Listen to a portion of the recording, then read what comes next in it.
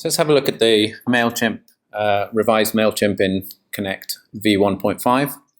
Firstly, we need to go and find a set of candidates. MailChimp works from lists of contacts, so you need to save a list first. So we'll just do a search and find some candidates. I'm going to do a search for recruitment force contacts or candidates within or linked to recruitment force. So here we've got a list of 14 candidates, and we're going to save that list and save it as a MailChimp list. So we'll save all 14 records, and we'll create or we'll name this list. We'll name it recruitment force limited list. So that should be easy to find when we need to link the campaign to it. And we'll list the 14 people listed here, and we're going to click on the MailChimp checkbox, which will force us to fill in the information required by MailChimp for the anti-spam laws especially.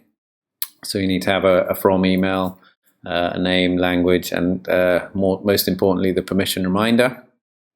All the fields with asterisks need to be filled in for this campaign to run. So when we're happy with that, we'll close, and this information will be sent up to MailChimp. So we've now got a list. You'll see that a couple of errors have appeared there, and that's because some of these candidates don't have home emails associated with them. So we need to change that and save obviously their work email, or their work email has an address. So I'll quickly run through and change all of these. And you'll see hopefully that these emails will be populated. Any emails that are already associated with different accounts will pop up the error there. And when we're happy with that, we'll click send. A couple of them have the same email address, so they won't go twice. They'll go as one person. You'll see that this list will change to 14 a little bit later on.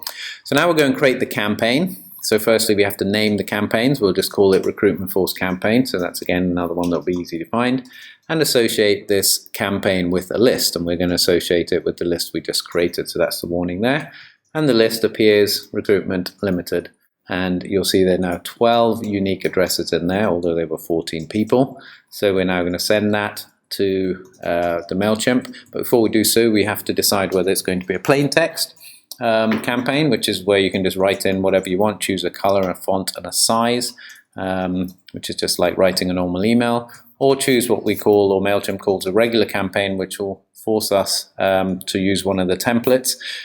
We've predefined some templates here, so you can just pull the information directly out of a template. I've got a list of our predefined templates, and we can preview them, have a little look at these templates, decide which one, or the preview, and decide whether that's the right one. If it is, just select it with the arrow at the beginning of that line and hit the continue button to move to the next stage, which will pop up a bigger preview, so you can actually make sure that it is the right one. If you're 100% happy, then send this campaign off to MailChimp.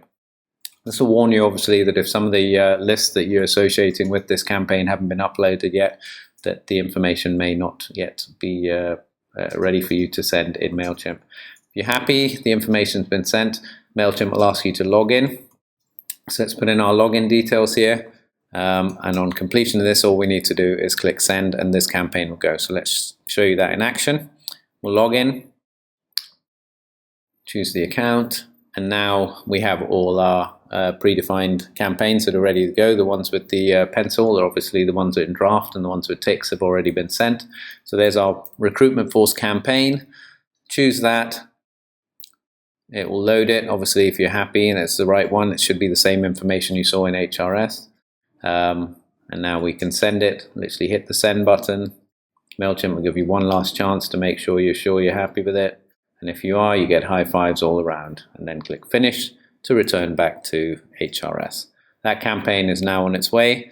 So let's have a little look at what HRS has stored against the candidate's record. So we'll go to the communication log, and you'll see there's a MailChimp campaign ready to go. It's grayed out because it hasn't actually been completed yet or sent.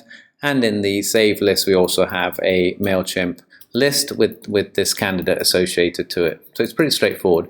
Now we can go to, I believe we've got the email. I'll go to the email and show you what the actual email looks like when it arrives. So it should be identical to what you sent. And there it is. We've got a MailChimp campaign that's been sent identical to the one that we created. It's personalized as we desired in the template, and it's as simple as that.